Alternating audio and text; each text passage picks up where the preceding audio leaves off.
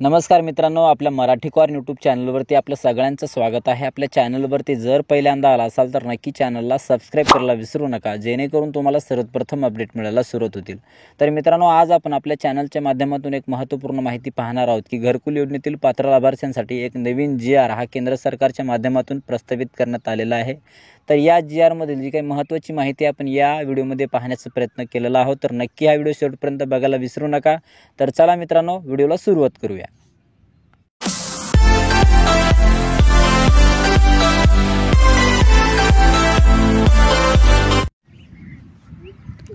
तर मित्रांनो, हा नवीन GR केंद्र सरकारच्या माध्यमातून हा प्रविष्ट करण्यात आलेला आहे की घरकुल योजनेचा लाभ कोणत्या पात्र लाभार्थ्यांना मिळणार आहे, याबाबतची काही महत्त्वाची याच्यामध्ये माहिती आहे।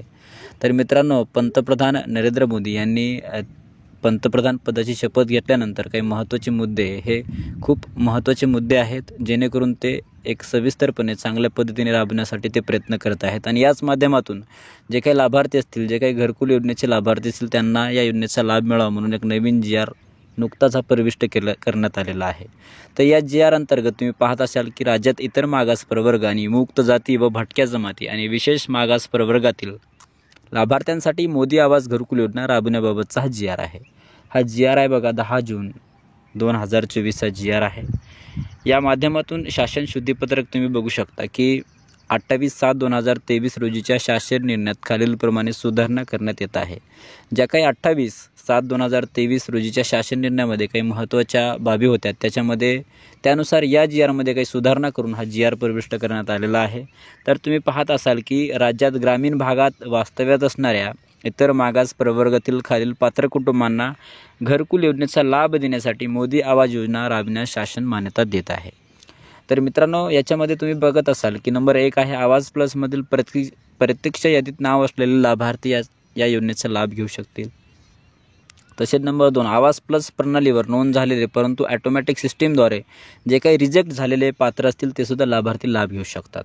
त्याच्यानंतर नंबर 3 आहे, जिल्हा निवड समितीने शिफारस केलेले लाभार्थी, अशा प्रकारचे लाभार्थी सुद्धा योजनेचा लाभ घेऊ शकतात। त्यानंतर आपण याऐवजी जर बघितलं, जर राज्यात ग्रामीण भागातील जे काही पात्र लाभार्थी असतील, म्हणजे त्यांना कशा प्रकारे लाभ मिळणार आहे, तर त्याच्यासाठी विशिष्ट ही माहिती आपण या GR मध्ये पाहण्याचा प्रयत्न करत आहोत मित्रांनो। की राज्यात ग्रामीण भागात वास्तव्यात असणाऱ्या इतर मागास प्रवर्ग, विमुक्त जाती व भटक्या जमाती आणि विशेष मागास प्रवर्गातील ग्रामसभेत निवड करण्यात आलेल्या पात्र कुटुंबांना घरकुल योजनेचा लाभ देण्यासाठी मोदी आवास योजना राबवण्यास शासन मान्यता देत आहे।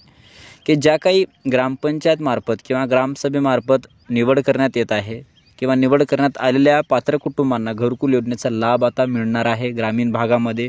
तसेच मोदी आवास योजना राबविण्यास शासनही मान्यता देत आहे असे वाचावे। तसेच 28/7/2023 रोजीच्या शासन निर्णयात नमूद इतर अटी व शर्ती ह्या कायम राहणार आहेत।